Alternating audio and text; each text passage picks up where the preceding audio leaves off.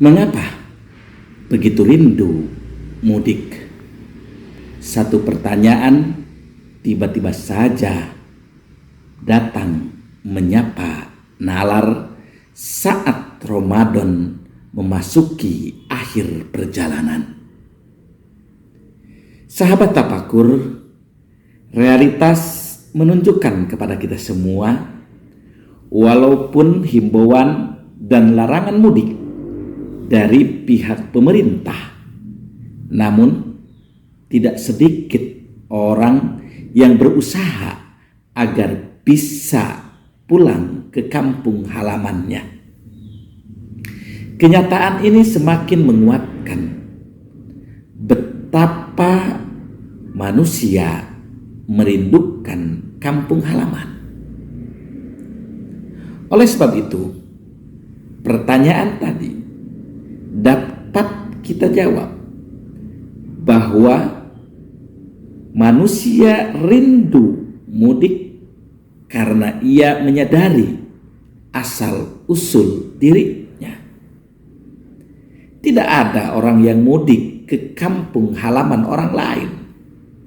Tidak ada orang yang mudik bukan ke tanah kelahirannya. Mudik itu senantiasa identik dengan kembali ke tanah kelahiran. Sahabat Tafakur, hal ini mengingatkan kita semua bahwa yang namanya manusia, dimanapun ia berada, ia akan senantiasa merindukan asal usulnya. Walaupun mungkin di kehidupan dunia ini tempat asal itu tidak semegah, tidak sekumplit dengan apa yang ia rasakan saat di perkotaan. Jika kita bandingkan, di kota untuk memperoleh sesuatu itu begitu mudah. Di desa, untuk mandi ia harus pergi ke sungai. Agar memperoleh beras, ia harus menanam padi. Kesulitan-kesulitan itu tidak menjadi penghalang untuk tetap melakukan mudik. Karena perjalanan hidup saat kecil itu senantiasa ada dalam benak pikirannya. Senantiasa ia rindukan untuk kembali dirasakan. Nah, jika kenyataan ini kita tarik pada wilayah agama, seluruh manusia tidak ada yang keluar dari batu. Manusia itu ada titik asalnya. Titik asal manusia itu adalah Allah Subhanahu wa Ta'ala. Karenanya, sehebat apapun seseorang, sepintar apapun seseorang, sekaya apapun seseorang, pada akhirnya ia akan merindukan mudik ke alam keabadian.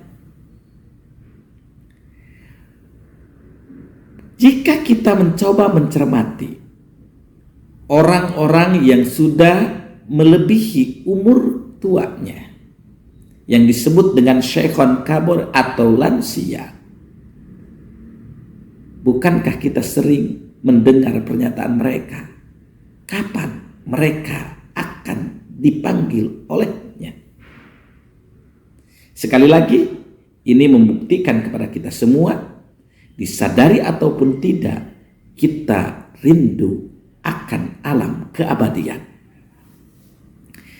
Sahabat Tafakur, di samping itu, jika kita mencoba mencermati realitas kehidupan, mudik itu ada dua.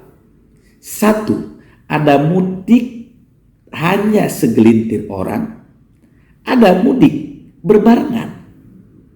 Setiap hari, setiap bulan, itu pasti ada orang yang mudik ke kampung halamannya. Namun pada saat Lebaran, biasanya mudik itu dilakukan banyak orang. Oleh sebab itu, pada saat Lebaran tiba, biasanya jalanan macet. Biasanya kendaraan memenuhi seluruh jalan menuju kampung-kampung. Nah, jika kita tarik pada wilayah mudik ke alam keabadian, tidak jauh berbeda. Setiap hari, setiap detik ada orang yang pulang ke alam keabadian. Namun pada akhirnya semua orang akan pulang pada saat bersamaan, yakni saat kehancuran alam semesta ini. Sahabat tafakur, saat orang mudik ke kampung halaman, tentu sulitnya di perjalanan hingga tanggapan orang di kampung halaman tergantung pada status, pada bekal yang akan dibawanya saat ia pulang.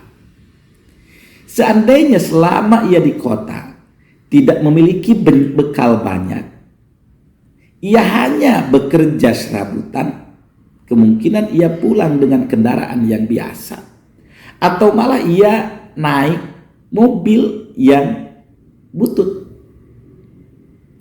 atau malah bisa jadi ia diantarkan pulang oleh Satpol PP. Nah, penerimaan di kampung halaman berbeda-beda. Ada orang yang memuji-muji saat seseorang mudik ke kampungnya. Ada orang yang mencibir. Saat orang di perkotaan atau di pengembaraannya tidak banyak berusaha, ia akan mengalami kesulitan saat di perjalanan mudik ke kampung halaman. Gerah mungkin terjadi. Lain halnya dengan orang yang banyak berbuat saat di pengembaraannya. Ia memiliki banyak bekal sehingga menggunakan kendaraan mewah, walaupun macet tidak terasa gerah. Saat sampai di kampung halaman, orang-orang datang memujinya. Nah, jika fakta ini kita tarik pada wilayah mudik ke alam keabadian, tidak jauh berbeda. Suatu saat nanti, kata Rasulullah Shallallahu Alaihi Wasallam, manusia akan dibangkitkan semuanya dari kuburan-kuburan. Pada saat itu mereka berbaris dari zaman Nabi Adam hingga akhir zaman. Dapat kita bayangkan betapa banyaknya saat itu manusia berbondong-bondong menuju tempat pengadilan, bagaikan manusia saat di perjalanan macet menuju kampung halamannya. Sebagaimana halnya di perjalanan menuju kampung halaman, di mana ada orang yang susah, ada orang yang bahagia, demikian halnya saat menuju padang mahsyar. Kata Rasulullah Shallallahu Alaihi Wasallam, ada orang yang tidak membawa bekal cukup. Ia pun berkeringat hingga keringatnya sampai mata kaki. Ada orang yang jauh lebih sengsara daripada itu, sehingga sengatan matahari yang hanya 7 hasta mengakibatkan keringatnya bercucuran hingga menutupi lutut. Bahkan ada yang sampai tali pusar, ada yang sampai dada, bahkan ada juga yang tenggelam dalam keringatnya sendiri. Semua itu kembali pada bekal yang ia peroleh saat di pengembaraannya di dunia. Sahabat tafakur, saat pengadilan dilakukan, tanggapan Allah Subhanahu wa Ta'ala sebagai pemilik alam ini berbeda-beda, tergantung sikap manusia ketika hidup di kehidupan dunia. Kepada orang yang senantiasa mengingkari ayat-ayatnya, Allah menghartiknya, bahkan Allah memerintahkan malaikat untuk menyeret, menendang, hingga mendorongnya ke dalam bara api neraka yang terus membara. Lain halnya kepada orang yang banyak beramal soleh sesuai aturan ilahi, Allah Subhanahu wa ta'ala melalui malaikatnya menyebut dengan istilah udkhuluha bisalamin aminin. Masuklah dalam keadaan selamat lagi aman. Sahabat tafakur, seandainya seseorang saat mudik ke kampung halaman dan di perantauannya ia tidak begitu banyak memperoleh rezeki sehingga mudik dalam keadaan biasa-biasa saja atau malah berada di bawah standar, ia tidak begitu sedih. Mengapa? Karena mudik di hari raya itu ada arus balik. Orang masih memiliki kesempatan untuk memperbaiki diri sehingga ia bisa memperbaikinya, membawa bekal banyak, mendapatkan penghormatan pada saat mudik di tahun depan. Lain halnya saat mereka mudik ke alam keabadian, saat ia memperoleh kehinaan di hadapan Allah Subhanahu wa ta'ala, dijerumuskan ke dalam bara api neraka. Tidak ada istilah arus balik.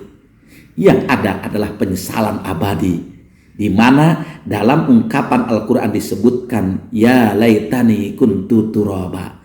Ya Allah, alangkah baiknya jika aku dulu menjadi tanah. Sahabat tafakur, mudik di hari raya ini seharusnya menjadi bahan renungan bagi kita semua, agar nanti ketika kita mudik ke alam keabadian, kita membawa amal yang banyak. Amal soleh tentunya, yang harus kita persiapkan sejak sekarang agar nanti mendapatkan keberkahan.